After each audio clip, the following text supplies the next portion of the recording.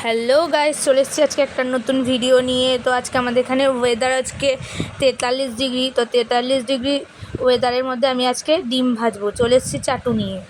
তো এখন এই রোদে ডিম ভাজাটা একটা ট্রেন্ডিং হয়ে গেছে। তো আমি ওই ট্রেন্ডিংটা ট্রাই করে দেখি যে ডিম ভাজা হচ্ছে কি না। চলো। ওয়েদার হচ্ছে 42 ডিগ্রি। তো 42 ডিগ্রি তাপমাত্রায় আজকে আমি ডিম ভাজবো। তো চাটু রোদে গরম করতে দিয়েছি। বাবারে, এটা গরম হোক। এখন কটা বাজে? এখন বাজে হচ্ছে 11টা 12। দেখতে পারবে কি না জানি না। এখন 11টা 12 বাজে। আমি 1 ঘন্টা পরে এসে দেখব এটা গরম হয়েছে। আমি ততক্ষণ একটা কাজ করে আসি। এই যে, তো আমি এটা তেল দিয়ে গেলাম এটার মধ্যে, দেখে এটা কতক্ষণে গরম হয়। আমি 1 ঘন্টা পর পরিয়ে তারপরে আসবো।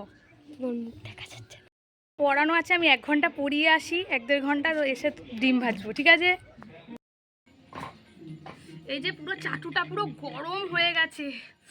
বাবা রে, এবার ডিমটা আমি ফাটাচ্ছি। আমি ডিমটা ভাঙতে শুরু করে দিই। দেখো,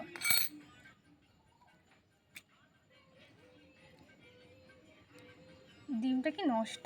কেমন একটা হয়ে গেছে মনে হচ্ছে। জানি না এরকম হয়ে গেল কেন ডিমটা, নাকি তেল দিয়েছি বলে। এবার একটু লবণ দিয়ে দিই।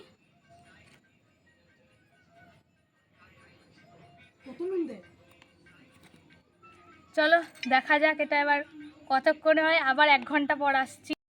তো আবার 1 ঘন্টা পর এসে দেখবো যে এটা কতক্ষণে ডিম ভাজা আদৌ হচ্ছে কিনা। চলো 1 ঘন্টা পর আসছি। তো খুন্তি নিয়ে আমি চলে এসেছি। এবার আমি এটাকে উল্টাবো, দেখবো কতদূর কি হয়েছে। দেখো ডিমটা কেমন হালকা হালকা ভাজা হয়েছে। যতটা ভেবেছিলাম যে ভাজা হবে হয়নি। রোদের টেম্পারটা একটু কমে গেছে, একটু মেঘলা মেঘলা ওয়েদার, হালকা হালকা একটু মেঘ হয়ে গেছে। দেখি এটা কতদূর হয়েছে। হয়েছে বলতে হালকা জমাট ধরছে, এই যে হালকা। যদি আরেকটু টেম্পার হতো তো এটা ভাজা হয়ে যেত। দেখি এটা উল্টানো যায় নাকি। প্রায় 1.5 ঘন্টা পর এসছি। 1.5 ঘন্টা না 1 ঘন্টা হলো না, এটা উল্টানো গেল না। তো বন্ধুরা, তোমরা এটা কেউ ট্রাই করো না। কিছুই হলো না, তো তোমরা এটা কেউ ট্রাই করো না। তো আবার নিয়ে চলে আসবো এরকম একটা মজাদার ভিডিও। তো দেখতে থাকো নেক্সট ভিডিও। টাটা।